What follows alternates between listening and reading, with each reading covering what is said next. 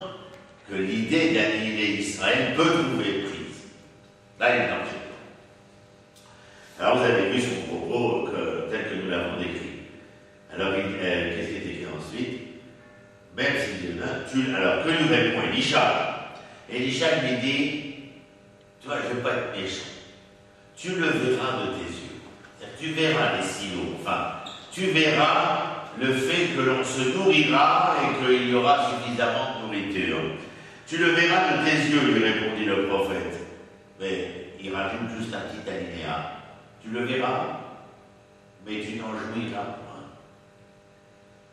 Ce sera encore plus difficile. Savoir que ceux dont tu te moquais, dont tu doutais, se réalisent devant tes yeux, mais qui plus est que tu ne peux pas retourner Kazakh, comme beaucoup ont l'habitude de le faire, et venir amener ton auge à la nouvelle pitance. C'est clair. Et puis maintenant, on nous ramène une autre histoire. Comme celle de ces femmes qui se disputent l'enfant pour le manger de manière cannibale, on va nous ramener une histoire maintenant qui n'a rien à voir avec le déroulement. Enfin, Ben-Hadad et le siège, on parle des assiégés, le roi et le prophète, on comprend. Bon, ben alors, dis-nous, la suite, c'est quoi? Et bien tout d'un coup, regardez. Oh 4 lépreux se trouvaient à l'entrée de la porte. C'est quoi l'entrée de la porte? La ville de Shomron. Mais ils étaient à l'extérieur des murs de Shomron. Pourquoi? Parce qu'ils étaient lépreux. Un instant. Et ils se dirent l'un à l'autre, pourquoi rester ici à attendre la mort? Donc ils se trouvent à l'extérieur de la ville. Les lépreux, ça s'appelle en hébreu Metzoraim.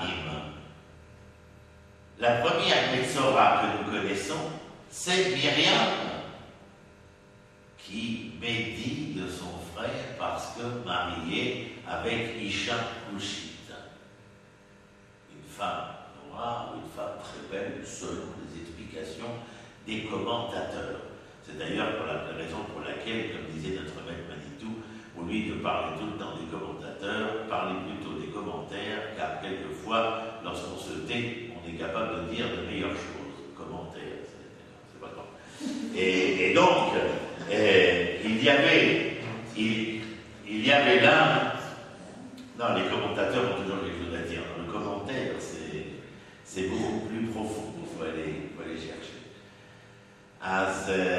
Les 4 lépreux, Metzoraim, nous savons que la maladie de peau, comme ça je l'explique à mes élèves, la maladie de peau est pour nous jusqu'à aujourd'hui une maladie psychosomatique. C'est-à-dire que l'éruption cutanée, quelle qu'elle soit, en psoriasis, en pityriasis versicolore, ou sous toutes ses formes, eh bien, est psychosomatique. Aujourd'hui, en dermato, vous verrez que la plupart des malades n'ont pas de traitement thérapeutique. Ils ont des crèmes, mais la plupart, vous verrez aussi que dans les sondages des 10 dernières années, en dermatologie, nombre des patients sont des gens qui sont ou ont été sous traitement neuroleptique, calmant, etc. Mais c'est intéressant de voir ça pour la simple raison que Myriam n'est pas atteinte d'une maladie, comme on veut bien l'entendre, parce qu'elle est malade, mais parce qu'elle a médit. Et c'est parce qu'elle s'est rendue insociable que cette maladie est apparue et que cette maladie l'a mise à l'extérieur de la société. Et c'est la raison pour laquelle on mettait le Metzora à l'extérieur, en tout cas chez les Hébreux, pour lui faire entendre et comprendre que Metzora, Motzi, Shemra, l'être qui diffame, n'a pas de place dans la société. Mais peut-être qu'en étant à l'extérieur de cette société, il se rendra compte à court ou moyen terme la nécessité de savoir vivre en société. Ici, nous avons 4 lépreux. Qui sont-ils? Ils s'appellent Gihazi et les 3 enfants de Gihazi. Qui était Gihazi? L'écuyer de Elisha. Quand il a soigné Naaman, le général de Ben-Hadad, Le fameux Naaman, comme il est sorti comme un petit bélier tout rose, il a dit, prophète, je l'ai deux mots pour vous remercier. Écoutez, j'ai amené avec moi nombre de richesses que je voudrais vous offrir et vous octroyer. Alors Elisha lui a dit, je l'ai dit mon ami, nous ne faisons pas cela pour de l'argent. Ce qu'Abraham avait dit d'ailleurs au roi de Sodome, je vous le rappelle, on a falsifié un peu le juif après, mais c'est quand il est devenu juif, tant qu'il était hébreu, il était appréciable. Alors il dit, non, je ne ferai rien. Et donc, le Naaman, il s'en va. On lui a dit qu'on ne veut pas de son argent, il s'en va. Et le Géhazi a poursuivi Naaman, et alors qu'il allait traverser la frontière, il l'arrête et lui dit, je m'excuse, Votre Altesse, mais mon maître s'est repris, et si vous vouliez bien, nous accepterions avec déférence les présents que vous nous aviez amenés. Et Naaman, très content, lui dit, mais prends, c'était pour vous, voilà. Et puis, Elisha découvre la vérité, la bassesse de Géhazi, il le maudit de quoi? Eh bien que cet homme a été à l'encontre des lois de la société qu'Elisha essayait de faire, et il se retrouve lépreux, lui et ses trois enfants. Ils sont à la porte de Shomron, à l'extérieur. Nous savons, dans la situation telle que nous la décrivons, c'est pas très réjouissant ce qui se passe à l'intérieur de Shomron, mais imaginez ces quatre lépreux. Ils sont pris en tenaille. Ben-Hadad fait le siège, et Shomron, les Israélites, les enfants d'Israël ne les veulent pas. Alors vous avez entendu, pourquoi rester ici à attendre la mort? On est comme assiégés. Rentrer à Shomron, on ne pourra pas parce qu'ils ne nous veulent pas. Même si on y rentrait, je ne vois pas quelle serait la solution, parce qu'on entend tous les jours les cris de ces femmes qui ululent à la mort du fait de ce geste.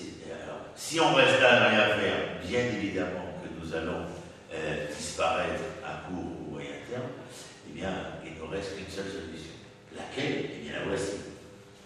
Si nous décidons d'entrer dans la vie de la famille grecque, nous y mourrons. Si nous demeurons ici, nous mourrons également, ce que je viens d'expliquer.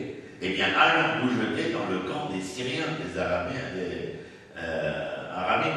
Si nous descendons, nous vivons, et si nous tuons, nous mourrons. Il dit, nous n'avons absolument rien à perdre.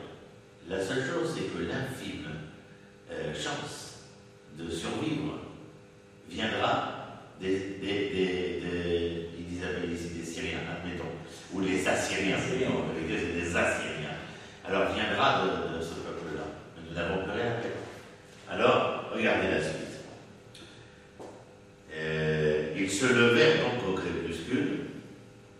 Ah oui, il y a autre chose que je voulais vous dire. Lorsqu'on avait lu au verset 3, or quatre lépreux se trouvaient à l'entrée de la porte, ils se dirent l'un à l'autre. Ça, j'allais oublier parce qu'on le lit en français. Mais en hébreu, c'est Ish El Rehu. Comment c'est possible qu'ils se sont considérés l'un à l'autre? Ish, l'homme, vis-à-vis de son prochain, pas l'un à l'autre. La traduction est mauvaise. L'homme vers son prochain. Mais tu te rends compte? C'est au vu et au-dessus de la situation.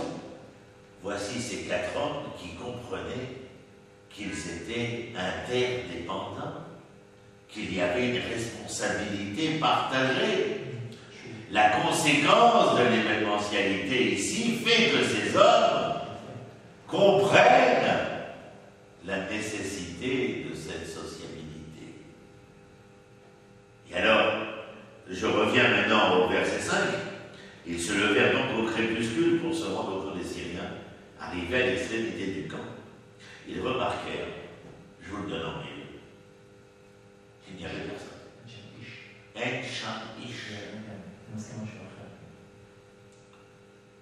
Ça veut dire que les tentes étaient là, les chevaux attachés, les ânes attachés, les chevaux attelés et les ânes attachés.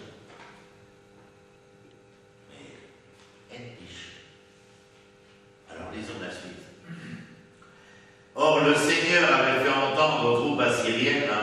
chars, de chevaux et de nombreux soldats. Ils s'étaient alors dit l'un à l'autre: le roi d'Israël a certainement soudoyé contre nous les princes des Hittim et ceux d'Égypte, d'Israël, pour qu'ils aillent nous attaquer. Le texte, l'écrivain, le scribe du texte, nous fait entendre ce qui s'était passé. C'est que des bruits avaient été entendus par l'armée assyrienne, des bruits qui leur firent penser que des armées se rapprochaient.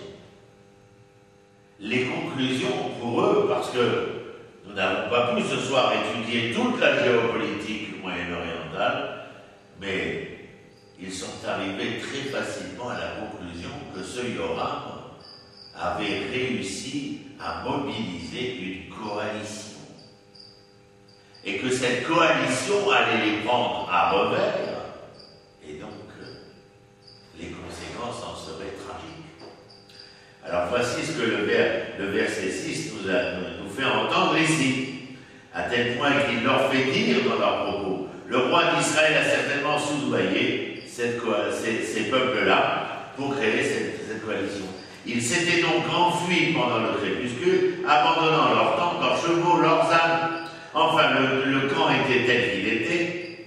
Le camp tel qu'il était. Ils avaient pris la fuite pour sauver leur vie.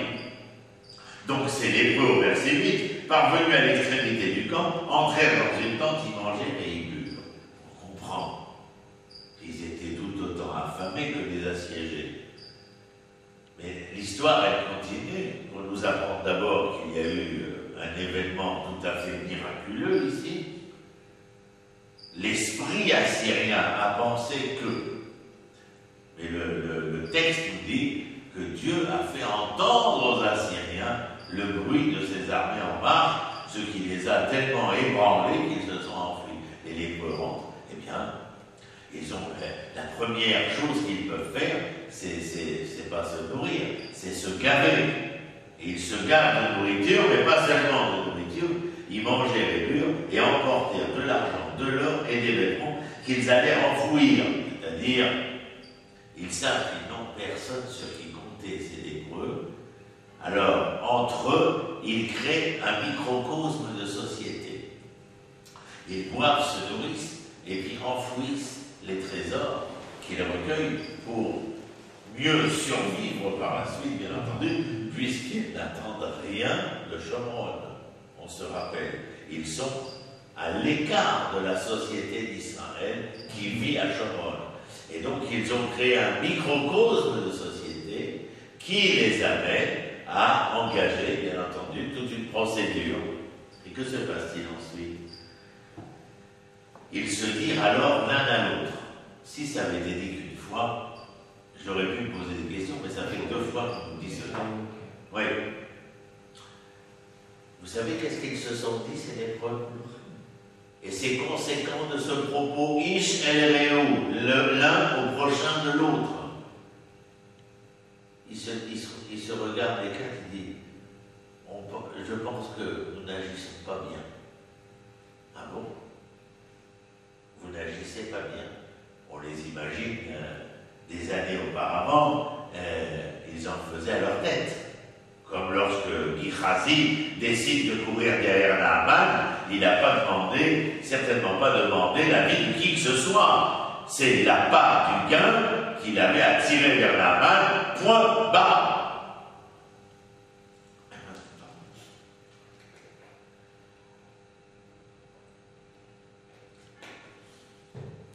Alors ils disent: nous n'agissons pas bien. Aujourd'hui, disent-ils, c'est un jour de bonnes nouvelles. Psurot Tovot, Psura Tova, c'est-à-dire d'être de ceux qui soient capables de transmettre à autrui, parce que l'autre m'intéresse, de lui dire: les craintes, tu vas pouvoir être sauvé. Psura Tova. On dit aujourd'hui dans le langage de tous les jours, Psurot Tovot, que de bonnes nouvelles. Si je te dis que de bonnes nouvelles, c'est que ça m'est important, ou que ça m'importe. Ce qui peut pas seulement m'arriver, mais nous arriver. Alors il dit, c'est un jour de bonne nouvelle si nous gardons le silence et que nous attendions jusqu'au jour où nous nous rendons passibles d'un châtiment. Lis comment c'est écrit en hébreu, nous nous rendons passibles d'un châtiment. Parce que c'est mal traduit ici. Comment c'est écrit Matzah? Matzah?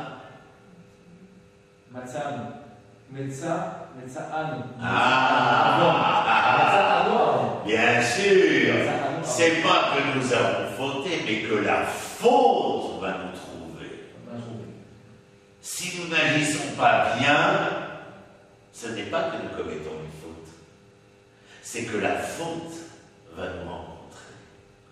C'est-à-dire que lorsque nous n'agissons pas bien, nous créons une situation, nous créons un climat qui va devenir insupportable, car lorsque la faute nous rencontre, bien souvent l'homme ne se sent pas à l'aise, c'est-à-dire sans que la rencontre de la faute avec lui, eh bien, enraye le bon fonctionnement de l'être qui prétend être, et à ce moment-là, bien entendu, eh bien, la reine, c'est mal traduit. C'est très mal traduit. Absolument, mais voilà. Ça change tout le sens du. Mais bien évidemment. C'est la faute qui nous a rencontrés. Et là, il dit que nous nous rendons passibles d'un châtiment, pas nous rendons passibles d'un châtiment. Nous créons ainsi une situation, un climat qui va faire que la faute va de nouveau nous entacher. Et en conséquence de quoi, venez donc, se disent-ils entre eux, allons l'annoncer dans le palais du roi. Ils ne vont pas rentrer, ils ont l'interdiction d'entrer. Mais ils veulent transmettre quelque chose qui, par le propos dont il est question, va toucher, comment c'est qu'elle ça va,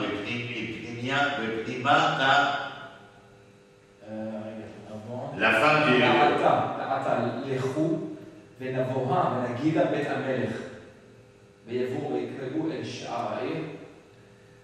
Ils vont parler, ils vont essayer de parler au palais du roi, c'est-à-dire qu'ils veulent que leurs propos soient entendus, non pas par tout simplement les juges d'Israël ou la police d'Israël, mais aller au plus haut, jusqu'au roi d'Israël. Et ils allèrent appeler un gardien, on imagine, sur la muraille, bien entendu, le guet. Alors, ils allèrent appeler un gardien de la ville et lui apprirent cette nouvelle. Au premier venu, comment faire parvenir cette nouvelle au palais du roi, si ce n'est en commençant par celui qui se trouve sur le guet, sur la muraille, et lui apprirent cette nouvelle. Nous avons pénétré dans le camp des Syriens et nous n'y avons vu un qui-vive, ni entendu personne. Les chevaux y sont attachés, les ânes attachés, et les tentes telles quelles. Tu parles d'une nouvelle. On imagine que le chômeur, le garde, a quitté sa tourelle et son guet immédiatement et s'est rendu à l'autorité supérieure, car je n'imagine pas que lui a été voir le roi, mais du bouche à oreille ici, c'est arrivé jusqu'au roi qu'il se passe quelque chose dans le Mahané arabe. Qui nous a informé de cela? Ceux qui ont toutes les raisons de se venger. Vous comprenez? Les Messoraïm à l'époque, c'est nous qui les avons mis à l'extérieur, qui les avons exilés de leur maison. Ils n'ont aucune raison de nous rendre la monnaie d'une pièce qui les a fait quitter la société. Alors regardez la suite. Il appela les gardes qui firent connaître cette nouvelle à l'intérieur du palais du roi. Le roi se leva pendant la nuit et dit à ses serviteurs: quand tu reçois une nouvelle comme celle-ci, on aurait attendu une réaction d'abord enjouée, bien entendu, mais aussi où on décide de prendre la situation en main. Mais regardez ce qu'il répond, le Yoram, au verset 12. Je veux vous divulguer ce que les Assyriens ont organisé contre nous. Tiens, voilà que monsieur est à nouveau stratège. Il dit, je veux vous divulguer ce que les Assyriens ont organisé contre nous, sachant que nous sommes affamés. Ils ont quitté le camp pour se cacher dans les champs, se disant, par exemple, quand ils sortiront de la ville, nous les prendrons vivants et nous entrerons dans la ville. C'est-à-dire qu'il leur dit, vous savez, je crois que les lépreux, là, il y a deux possibilités. Ou bien les lépreux ont véritablement vu que le camp était vide, ils viennent nous l'annoncer, mais le piège est un piège, ou bien ils sont, pour pouvoir survivre, les envoyés de ceux qui veulent nous piéger. Mais dans les deux cas, je considère que l'information qui nous parvient ici est une information qui nous oblige à garder les portes de la ville fermées. Toujours, on voit chez Yoram, comment dire, le côté passif. Et alors, le texte continue comme ça au verset 13. L'un des serviteurs s'exprima ainsi. Un des serviteurs, je vous en prie, c'est pas les chefs de cabinet, surtout pas le fameux chef de cabinet, le chaliche, comme on l'appelle, qui intervient. Non, un petit serviteur. Alors il dit, l'un des serviteurs s'exprima alors ainsi. Qu'on prenne 5 des chevaux restés dans la ville, ou bien ils seront comme cette foule d'Israélites qui a survécu, ou comme cette foule d'Israélites qui a péri. Envoyons-les et nous verrons. Alors l'histoire des chevaux, vous comprenez bien entendu, c'est qu'ils avaient bouffé du cheval pendant le siège. Mais même s'ils avaient bouffé du cheval, ça ne les avait pas rendus plus héroïques que cela. Vous excuserez les analogies. Alors, le serviteur, il dit, il reste 5 chevaux. Avant que ces 5 chevaux ne deviennent ce que les autres sont devenus, eh bien, servons-nous de ces chevaux, scellons-les, et mettons un homme dessus, et allons voir, qu'avons-nous à perdre 5 hommes. Car on ouvre la porte, 5 chevaux avec 5 hommes sortent, on referme la porte. D'accord? On est bien d'accord? C'est très imagé. Et alors, le 14, on prit 2 chars attelés de chevaux que le roi envoya du côté du camp syrien en disant, allez voir. Alors là, on ne dit pas, je comprends ce que le serviteur m'a dit, j'accepte, le serviteur a raison, etc. Non, mais c'est le roi qui prend en main ce que le serviteur a dit, et il prend à son compte ce que le serviteur a dit, et il dit, eh bien, allez-y, allons voir. Ils suivirent les traces des Syriens jusqu'au Jourdain. Les cavaliers, là, ne sortent pas pour voir le camp qui assiège simplement. Ils ont traversé le camp et continué jusqu'au Jourdain. Parce que je vous rappelle que Chomron, c'est à peu près où il y a Shrem aujourd'hui. Naplouse. Oui, Naplouse. Et donc, ils ne sont pas très loin du Jourdain. Mais ils ont quand même cavalé jusqu'au Jourdain et ils se sont rendus compte que tout le long du chemin, que nous disent-ils, que toute la route était jonchée de vêtements et de bagages que les Assyriens avaient jetés dans leur précipitation. Les envoyés retournèrent pour en informer le roi. Alléluia. Alléluia, parce que, bien entendu, les lépreux avaient raison. Que se passe-t-il? Le roi avait proposé. Alors le peuple, quand le peuple a entendu l'information, que fait-il? Eh bien, il réagit immédiatement. Et il décide de quoi? Eh bien, il décide tout simplement d'ouvrir les portes et de courir dans le camp assyrien afin de faire un véritable pillage et surtout de trouver de quoi se nourrir. Elle a pillé le camp syrien. Et quand il pilla le camp syrien, la quantité de nourriture trouvée dans le camp assyrien pour assiéger Chomron était tellement importante qu'au bout de quelques heures, un cycle de la farine, une mesure de farine ne valait plus qu'un cycle, et 2 mesures d'or ne valaient plus qu'un cycle, car entre l'offre et la demande, il y avait plus à offrir qu'à demander. Voilà. Alors, il est écrit ainsi, au verset 17, le roi avait préposé à la porte de la ville l'officier. Il ne perd pas le nord, Yoram. Non seulement il a donné son ordonnance d'envoyer les cavaliers, et puis il a certainement, une fois que les assiégés avaient ouvert la porte, il a certainement donné l'ordre de laisser la porte ouverte. Hein? Et puis, troisièmement, qu'est-ce qu'il dit? Il dit au chaliche, à son chef de cabinet, le roi avait préposé à la porte de la ville l'officier sur lequel il avait l'habitude de s'appuyer. Et qu'a fait la foule en voyant le chef de cabinet à la porte de Chomron?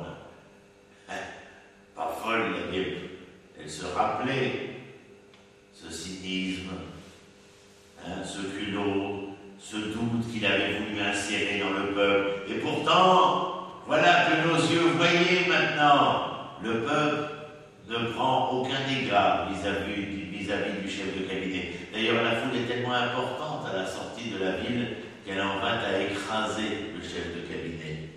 Écrasé par la foule à cette porte même, il périt ainsi que l'avait annoncé l'homme de Dieu, qui avait fait cette prédiction au moment où le roi s'était avancé vers lui. Tu verras, mais tu n'en jouiras pas. Verset 18, en effet, lorsque l'homme de Dieu avait ainsi parlé au roi, demain à pareille heure, on aura à la porte de Samarie de mesure d'orge pour un cycle et pour un cycle aussi une mesure de fleur de farine. L'officiel avait fait cette réponse à l'homme de Dieu, même si l'Éternel ouvrait des cataractes, vous vous rappelez. Ainsi, il mourut. En dehors de toutes les leçons qu'on a pu entendre à l'intérieur de cette leçon que nous venons d'étudier, il y a une dernière leçon que je voudrais vous donner.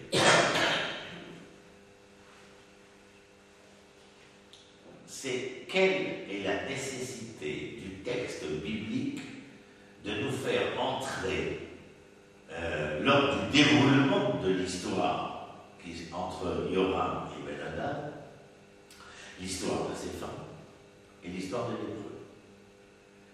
Les femmes sont dans le texte biblique, mais en tout cas dans la pensée d'Israël, ce sont les mères. Les mères, eh bien, comme le mois dernier, nous avons étudié Déborah, qui, tout en étant prophétesse, juge, eh bien, ne fera valoir la victoire que parce qu'elle était mère. Et ces mères avaient le devoir, comme toute mère, de porter l'espérance, d'insuffler l'espoir. Et ces mères-là, nous les avons vues tragiquement s'effondrer. Et en conséquence de quoi, nous avons pu comprendre que la situation à l'intérieur de Shomron s'était totalement effondrée. Et puis, ce deuxième extrait, où on nous fait rentrer des lépreux au cours du déroulement de cette histoire, là aussi d'une manière assez étonnante. Mais c'est comme si on voulait nous dire, là où les mères auraient dû être les mères, eh bien ceux qui étaient des parias se sont montrés les mères. Et c'est par cela, par ces associables, par ces parias, par ces maudits, que l'information de la délivrance passa. Qui sommes-nous, nous hommes d'aujourd'hui, contemporains, qui est le nôtre, pour dire que les rédemptions qui passent par les cycles, par les valeurs d'un cycle pour une mesure de farine et un cycle pour 2 mesures d'orge ne sont pas les débuts de la rédemption. Dieu agit de manière tout à fait étonnante, mais qui invite l'homme à se dire « suis-je bête ?» N'avais-je pas vu dans l'événement aussi matérialiste, aussi immanent, la main de Dieu aussi? C'est comme si on venait vous dire « Oh, l'État d'Israël d'aujourd'hui, c'est le sionisme, Herzl, Nordau. » Non, non. C'est d'abord l'Éternel. C'est d'abord l'Éternel. Et donc, comme d'habitude, les hommes, dans l'histoire, en ont été les porte-paroles.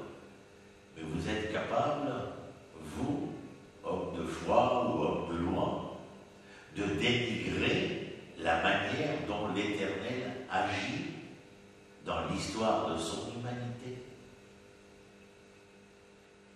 C'est la dernière leçon dans cette comparaison entre ces femmes qui étaient celles qu'on admire, qui sont à même d'être ces mères adulées, ces égéries du peuple, et qui ont échoué. Alors que ces 4 petits lépreux, ces parias, ont été le vecteur par lequel le peuple a pu entendre